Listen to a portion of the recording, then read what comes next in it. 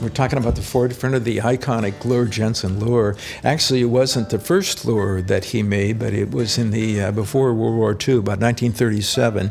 And actually, he cut the initial pieces out of a Ford headlight, what they call a silvered Ford headlight, and make the prototypes for it. And then it was such a good fish catcher, I guess. That's what he said. That's the way we perfect all these lures. Do they catch fish? Yes. Okay, we'll make it. And in 1937, he perfected the dies for it, or built the dies for it. And next thing you know, we had the Ford fender as a lake troll for trout on the market, and it was an instant hit, and it became probably the icon of Luhr Jensen in that era. Everybody has one in their tackle box. I'll guarantee you that everyone has a Ford fender in their tackle box.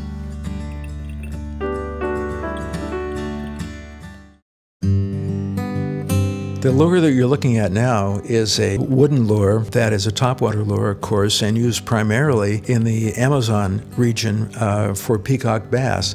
It's a lure that you cast as far as you can, of course, and right next to the shoreline, and you let it rest for a minute or two, and then you rip it through the water. That's why it's called Jack the Ripper.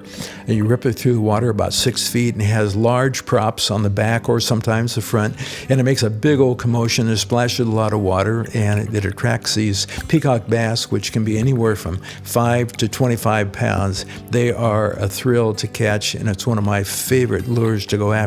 It'd be not uncommon to catch 25 or 30 peacock bass in a day. However, you'd only keep one to eat. Everyone else was turned loose. So it's a wonderful fishery. And the fishery's still good today. Hey, you fishermen, get on down there. You'll enjoy it a lot. This amazing little lure called the Bikini was, and I shouldn't admit this, but I do, it was one of my favorite lures, and is a copy of the Thomas Buoyant, which is also a very good lure and is exactly the same. It has a wonderful little side-to-side and rotating action if you give it a little flip, and it's a really good fish catcher. Of course, it's a small lure. It's a trout lure. It's a stream-sized lure, and I guess stream size was kind of my favorite kind of fishing, and it was my favorite lure, and I used it a lot. I caught many, many fish with it.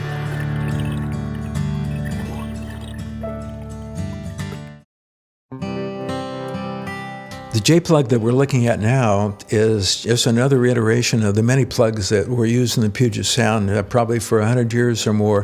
The J-plug really had an evolutionary beginning. Many of those plugs were carved from broomstick handles by avid fishermen that knew that they would catch a fish if they just kind of carved the tail on it and put a little head on it and make it dart and dive around.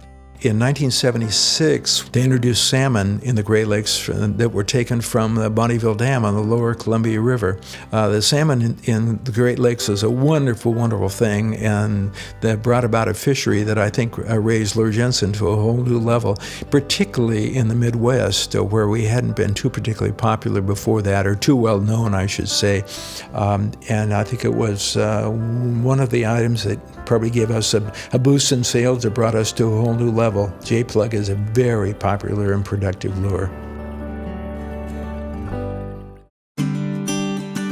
Next, you'll see the Crocodile Spoon, and you'll see its action in the water. It has a really dramatic wobbling action in the water based upon its shape and the way it has that angle up back. It's probably one of our, maybe arguably, one of our most popular lures, as it comes all the way from a 6 ounce up to a 20 ounce lure, up to 14 inches long, that can be cast. It casts like a bullet, and it works really well. Sinks deep, works really well in the water, and comes in many different painted finishes or many different prism light finishes.